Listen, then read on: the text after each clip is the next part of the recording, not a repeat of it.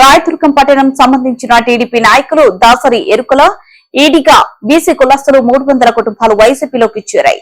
మంగళవారం రాయదుర్గంపై తోటలో Rayadurgam YCP MLA అభ్యర్థి మెట్టు గోవిందరెడ్డి పార్టీ కండువా వేసి సాదరంగా పార్టీలోకి ఆహ్వానించారు. రాయదుర్గం మండలం ఆర్బీవంక గ్రామానికి సంబంధించిన టీడీపీ నాయకులు 45 కుటుంబాలు వైసీపీలోకి చేరాయి. మంగళవారం ఆర్బీవంక గ్రామంలో రాయదుర్గం వైసీపీ ఎమ్మెల్యే అభ్యర్థి మెట్టు గోవిందరెడ్డి పార్టీ కండువా వేసి సాదరంగా పార్టీలోకి ఆహ్వానించారు.